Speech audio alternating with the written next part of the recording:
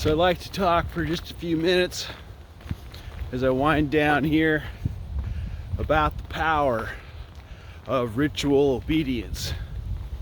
And that probably means something far different than what you might automatically, naturally think it means. So I'm going to tell you what I mean by the power of ritual obedience. So, you gotta understand, I believe in magic.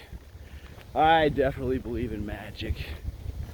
Believe in the kind of magic that thrills the soul, the kind of magic that definitely makes you feel the love and the pleasure of God when He sees you doing what He's asked you to do. And for me, that's magic. For me, that's magic. I'm reminded of a movie I saw years ago. I think it was called The Santa Claus with Tim Allen. Kind of a stupid movie, but there's a few parts I thought were hilarious. But they make this waxwork Santa Claus, I think was the deal. This waxwork Santa Claus, they make him come to life because they need to, like, you know, a substitute because Santa Claus is missing or something. I can't remember. But you know, that's Tim Allen. He's hilarious. But they give the Santa Claus character a cup of hot chocolate. He's immediately impressed. He's like, ooh, I like this. It gives me a buzz. It gives me a buzz. You know, you got the sugar and you know, the chocolate flavor, maybe some caffeine or whatever, and he's just amped up with this cup of hot chocolate. He thinks it's the best thing ever, right?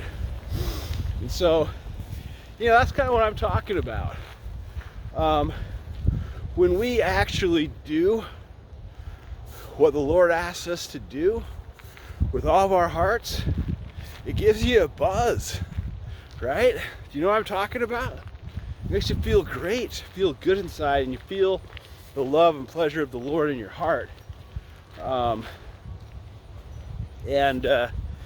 found that there's things that I can do as I go about my days. I try to have a routine, which is just about impossible with my life. But you know, there's ways of inserting routine into even the most crazy, ridiculously chaotic lifestyle, which is what I often have.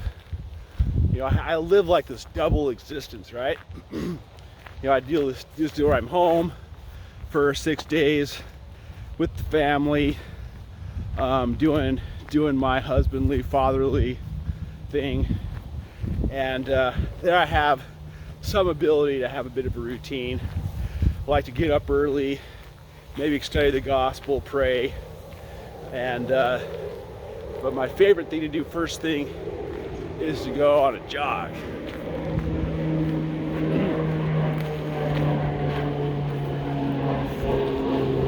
Got an airplane over the top. Let it pass by. All these dang airplanes around here where I live.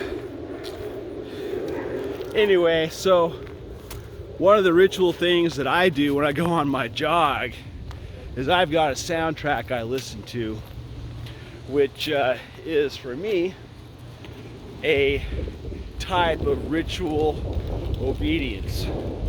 So I'll go out and I'll usually walk for about a quarter mile, and then when I start to jog, I have a few Piano Guys tracks that I put on, and they really turn me into a rocket. I'll list the links in the description so you can listen to my Piano Guys soundtrack, know what I'm talking about.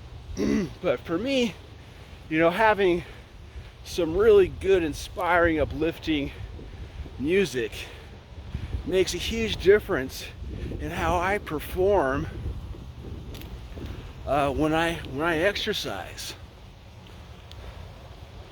Now, frankly, I'm pretty turned off and very turned off by what most people listen to when they exercise.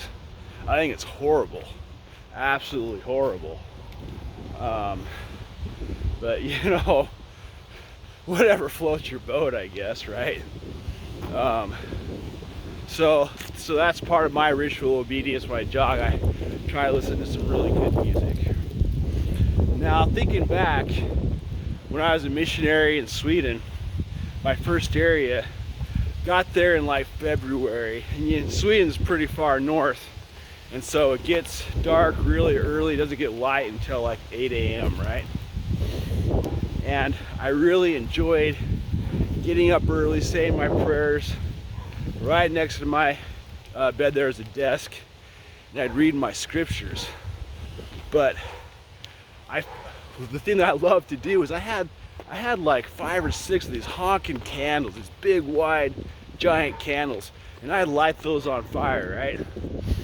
And I would imagine that I was an ancient prophet hiding out in a cave, you know, or some, you know, Neolithic location, studying the ancient scrolls. You know, I think about, you know, Father Abraham in his tent out in the desert with some candles he'd made himself, and reading the ancient records.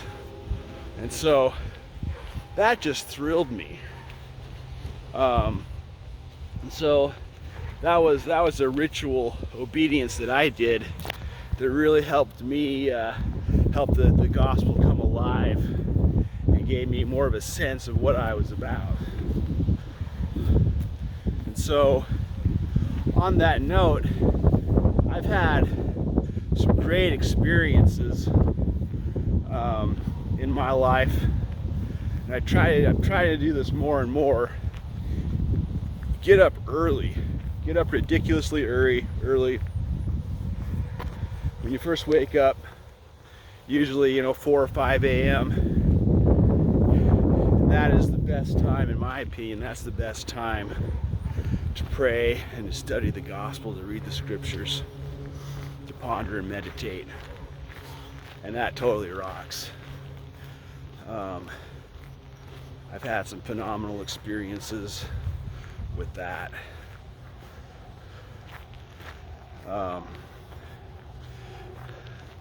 Another type of ritual obedience, when I go out jogging, walking, I like to pick up garbage. You know, because I'm like, I've been taught that we should do what we think Jesus would do, and wherever Jesus went, he tried to make it a better place. So I'll pick up garbage, I'll find a garbage can, I'll throw it away. That's for me a type of ritual obedience. And so what I'm talking about here are methodologies to make these practices have more meaning, to motivate us, to inspire us, but then also